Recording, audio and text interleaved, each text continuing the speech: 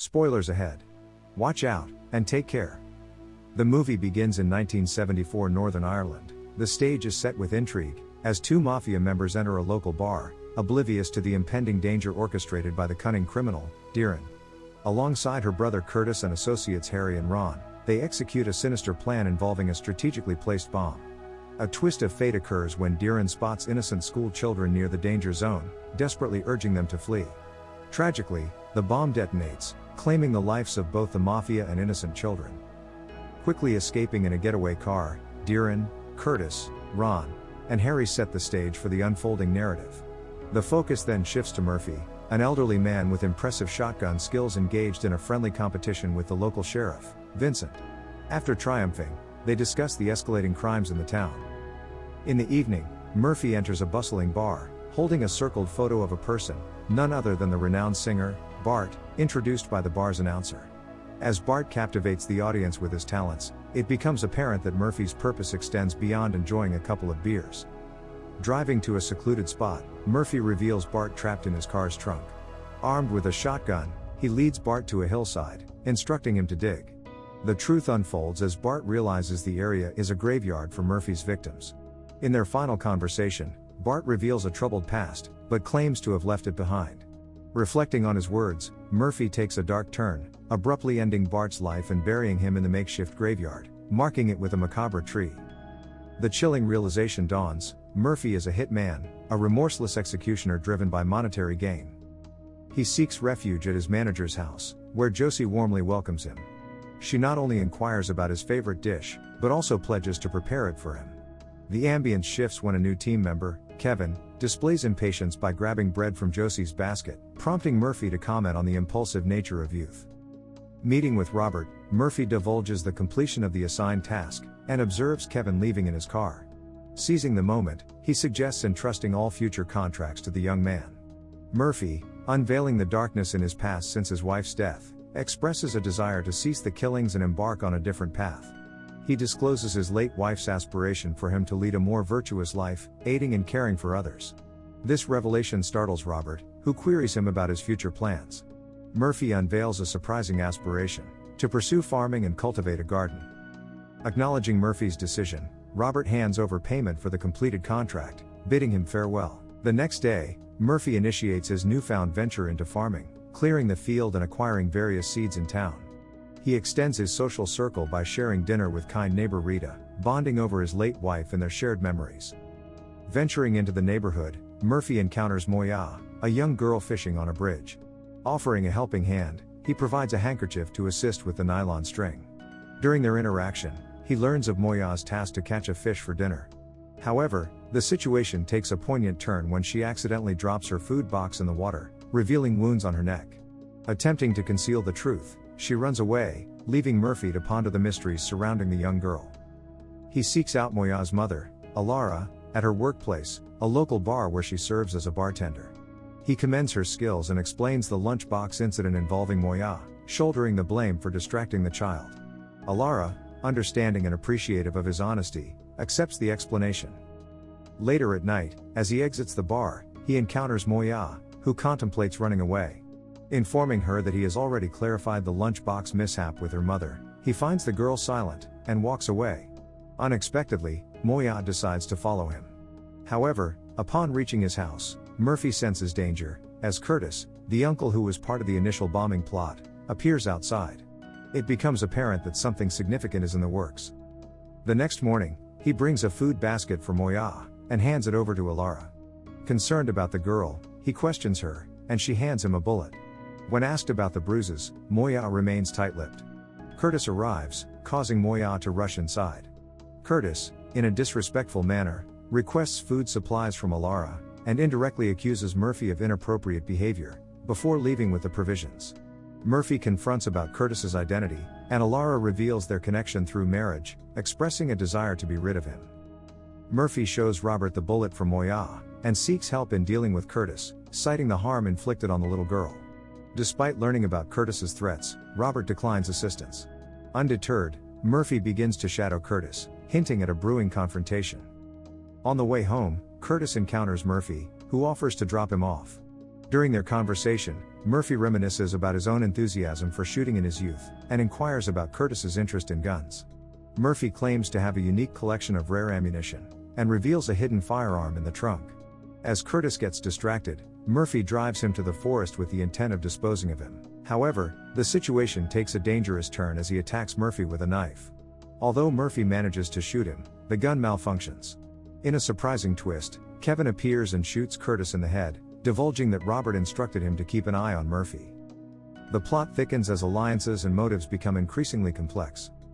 After the burial, Murphy and Kevin decide to unwind at a local bar. As they talk, Kevin expresses admiration for Murphy's proficiency in the grim trade, revealing himself as a fan.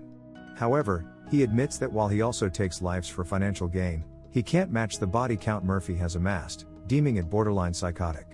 Murphy, angered by the nonchalant attitude towards killing, sternly declares that death is no laughing matter.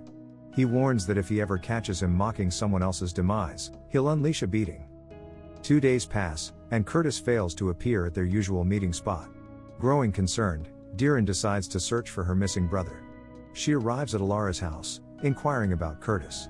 Alara, frustrated and unaware of his whereabouts, receives a harsh scolding from the enraged Deeren. Concern deepens when Deeren checks Curtis's pistol, and discovers a missing bullet. She contacts her contractor for information, and learns that someone in the city might assist. She follows instructions and approaches Robert's house to discuss her missing brother. When she mentions Curtis's name, Robert feigns ignorance, and claims his men are unavailable. Just as she is about to leave, she spots a bullet on the floor, matching the empty space in her pistol. Pointing the gun at Robert, she forces him to reveal the truth. He confesses that Murphy killed Curtis a few days ago. Devastated by the revelation, she shoots and kills Robert. Josie, Robert's wife, hears the commotion and rushes to the room. Deeren, holding her at gunpoint, discloses that her husband is dead, and instructs her to return to her room. Now fueled by vengeance, Deeren and her associates are determined to find the person responsible for Curtis's death.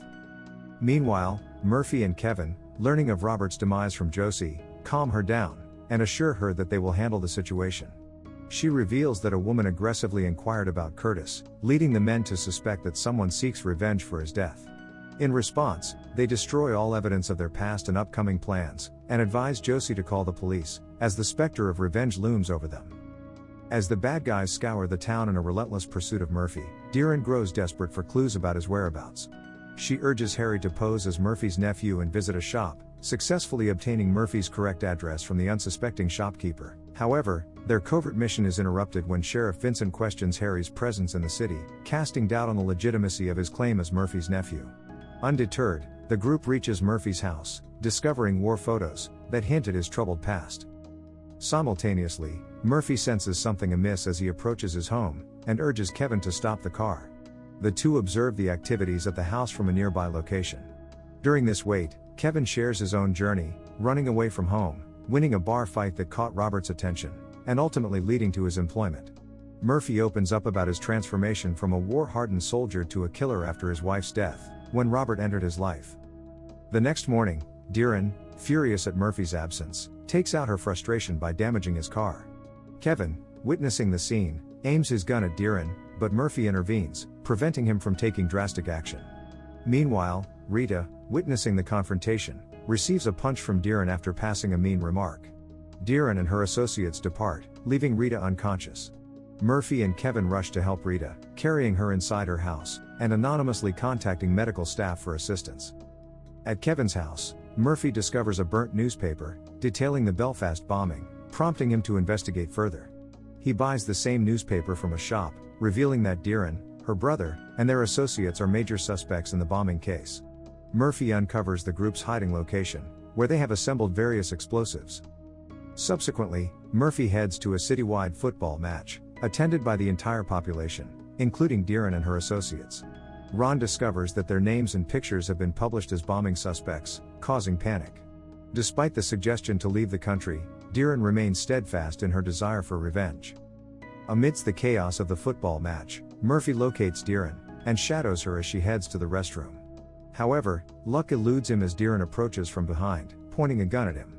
In a tense moment, Murphy claims innocence in her brother's death, but offers to reveal the true culprit.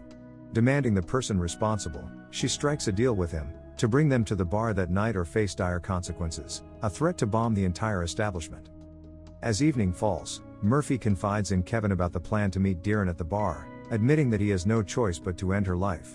Excitement builds in Kevin, who has always dreamt of participating in such a mission. When the two meet outside the bar, Kevin arrives armed with guns, but Murphy insists on using his own tools. Unexpectedly, Murphy hands Kevin a substantial amount of cash, and encourages him to start a new life elsewhere, far from the violence. Expressing gratitude, he becomes emotional, moved by Murphy's unexpected kindness. Entering the bar, Murphy engages in a conversation with Sheriff Vincent. When Vincent inquires about his current occupation, he cryptically replies that the sheriff doesn't want to know. He finally spots Deeren and approaches her, while Ron, carrying a suspicious bag, heads towards the bar. Meanwhile, Vincent, stepping outside for a smoke, notices Harry in a scratched car. Inside the bar, Vincent discovers Ron carrying a suspicious bag. Simultaneously, Murphy proposes to Deeren that they discuss matters in the backyard, but she sternly threatens to shoot him if he moves. In a surprising twist, Kevin arrives, feigning interest in Deeren. As she rejects him, he drops her name, revealing himself as the one who killed her brother, and boasting about the act. Infuriated by the revelation, she reacts impulsively, shooting him in the abdomen. Chaos erupts as a tense shootout ensues inside the bar, sending patrons scrambling for safety. Outside, Sheriff Vincent discovers a bomb in Ron's bag, only to be intercepted by Harry. Kevin manages to shoot Deeren, and in the ensuing chaos, Murphy takes a shot at Ron. Quick thinking allows Murphy to subdue Harry before he can detonate the bomb, resulting in a gruesome end for Harry. As Kevin succumbs to his injuries, he encourages Murphy to move to California with the money, but his last moments are cut short when Deeren, despite being shot, takes one final act of revenge, killing him. Determined to confront her, Murphy is impeded by Ron, leading to a vengeful act, as Murphy kills Ron in retaliation. As Deeren exits the bar, Murphy follows her, and they eventually arrive at a church. There, she acknowledges the weight of their sins, and requests a straightforward shooting as a form of repentance. He reluctantly agrees, understanding the shared guilt between them. However, she succumbs to excessive blood loss, and he is left to bury her in the forest, planting a tree as a somber marker for her grave. He seeks forgiveness from Rita for not sharing his troubled past. Understanding and empathetic, Rita assures him no explanation is necessary. He expresses gratitude, and embarks on a journey to find a new life. The end.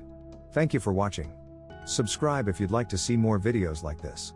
Turn on the notifications, and leave a like to help the channel out.